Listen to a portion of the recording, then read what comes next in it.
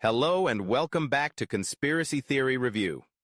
Are you aware that approximately 10% of the U.S. population believes the Earth is flat?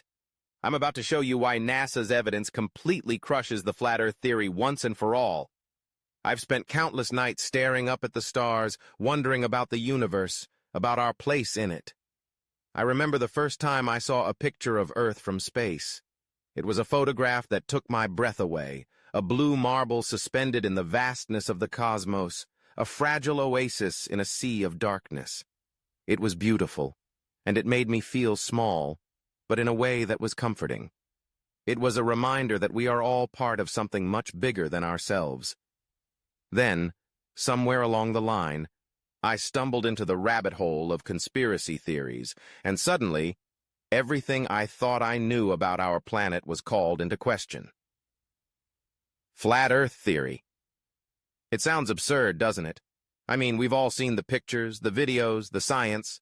NASA has sent countless missions into space, launched satellites, and even landed rovers on Mars. The evidence is overwhelming, right? But then you hear the arguments from the Flat Earth community, and they're passionate, they're fervent, and they have their own set of evidence.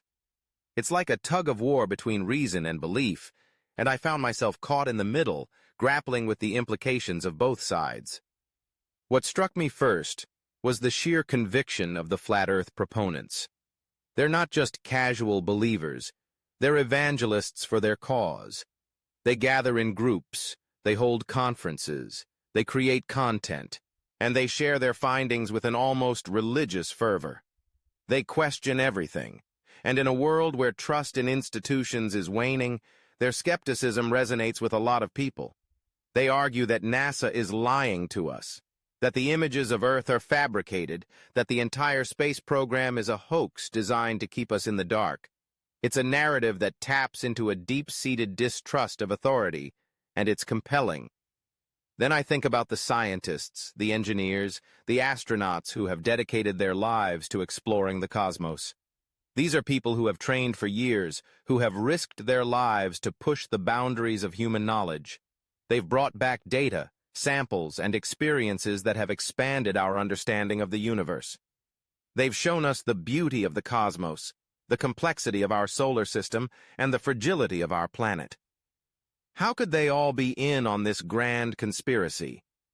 It seems implausible, yet the Flat Earth community has an answer for that too. They claim that anyone who speaks out against their beliefs is either misled or part of the cover-up.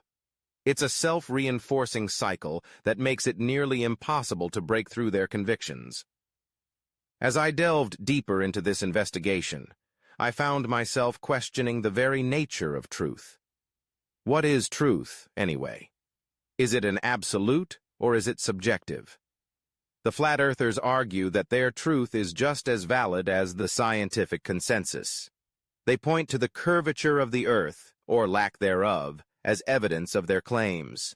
They set up experiments, they measure, they calculate, and they come to conclusions that defy centuries of scientific understanding. They're not just dismissing science, they're attempting to create their own version of it, one that fits their worldview. Then there's the role of social media in all of this. It's a double-edged sword.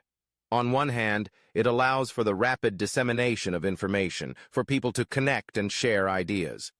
On the other hand, it creates echo chambers where misinformation can thrive. Algorithms prioritize engagement over accuracy, and suddenly, conspiracy theories gain traction. I watched videos where Flat Earthers dissected NASA's footage, pointing out what they claimed were inconsistencies, and I couldn't help but feel a sense of unease. They were skilled at presenting their arguments, using visuals, charts, and even humor to make their case. It was captivating, and it made me question how easily we can be swayed by persuasive rhetoric. Then, I turned to the scientific method, the cornerstone of our understanding of the world. It's a process built on observation, experimentation, and peer review. It's not infallible, but it's a system that has proven itself time and again. The evidence for a spherical Earth is overwhelming. From the way ships disappear over the horizon to the way the stars shift in the sky as you travel north or south, the signs are all around us.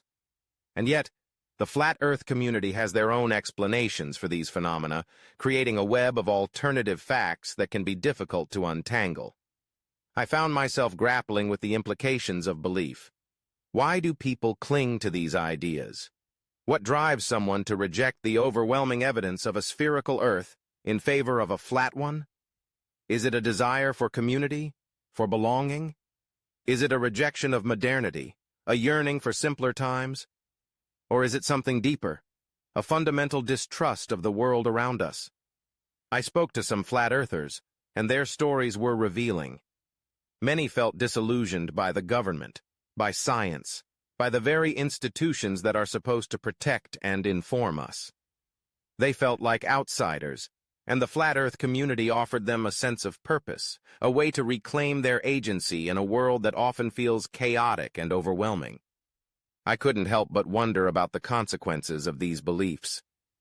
What happens when people reject science?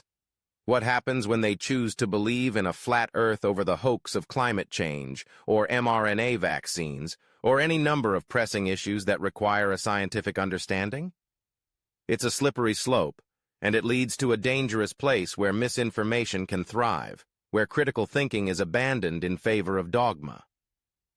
I felt a sense of urgency as I realized that this isn't just about the shape of the Earth, it's about the very fabric of our society, about how we engage with knowledge and truth.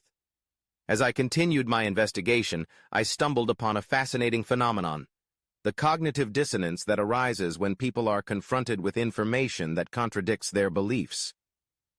It's a psychological defense mechanism, a way to protect one's worldview from being shattered.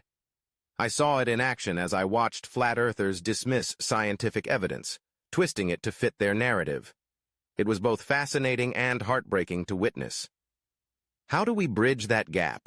How do we engage with people who are so deeply entrenched in their beliefs that they can't see the truth right in front of them? In the end, I realized that this isn't just a battle between NASA and flat Earth.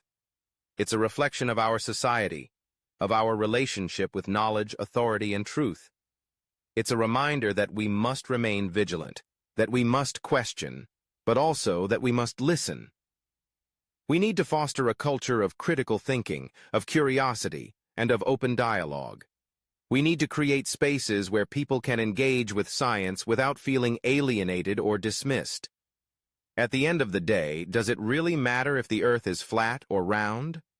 How will definitive proof one way or the other impact your life? Okay, so it will prove the government is full of liars and cheaters.